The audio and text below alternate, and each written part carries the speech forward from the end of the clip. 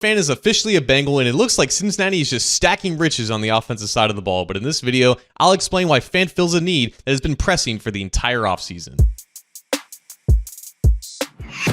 Hi again, Bengals fans. John Sheeran of A to Z Sports Cincinnati here, and Noah Fant, Cincinnati Bengal. Before we dive into the weeds of this is a signing that is very unlike the Bengals, not from a perspective of who the player that Noah Fant is, but the timing of the situation and the aggressiveness of their pursuit. If you go on social media after the release of a notable player, you will see no shortage of Bengals fans flood the comments about Bengals should sign this guy. And very rarely do the Bengals not only pursue that player, but end up signing him altogether. On top of that, the Bengals are typically complacent with the roster from the start of training camp leading up to final cutdown day. Yeah, they'll make some waiver claims here and there after the waiver wire gets flooded with players after cutdown day, but near the start of camp, even before the preseason arrives, very rarely do you see the Bengals make a notable move like this. So when looking at optics alone, this is a very exciting move for the Bengals to make, even if it's just, at the end of the day, a small one-year deal. Not only is Fant a borderline starting NFL player at just 27 years old, he obviously plays a position that directly impacts how Joe Burrow plays with this offense. And in an offseason where the Bengals prioritize bringing back T. Higgins and Mike Gesicki and making Jamar Chase the highest paid non-quarterback offensive player in the NFL, Noah Fant is yet another addition to Burrow's arsenal. And Fant is definitely a weapon, but the question now becomes, what kind of weapon will he be within this offense? Because if you're expecting Fant to just take the place of Drew Sample on the depth chart and maybe on the roster altogether,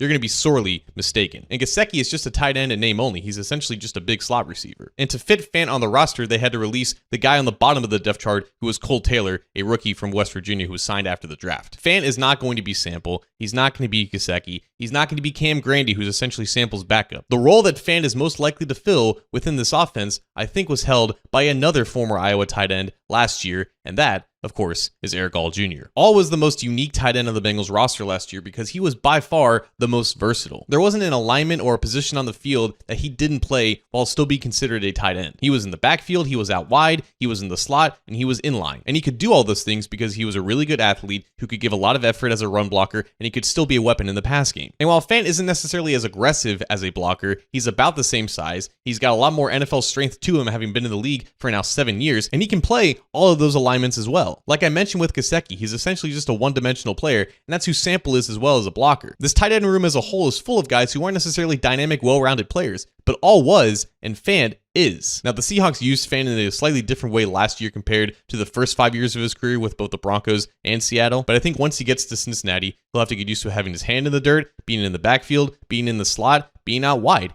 All the things that All was responsible for last year. And now you're filling that role with a guy with a lot more experience and just as much athleticism. It was truly heartbreaking to learn that All was going to miss this upcoming season because he retore the same ACL that he tore in Iowa back in 2023. And it was equally underwhelming when the Bengals didn't really make an effort to replace him despite the value that he brought in just 9 games last year. But the Noah Fant signing basically makes up for all of that, and I can't wait to see how he's actually implemented in this already stacked offense.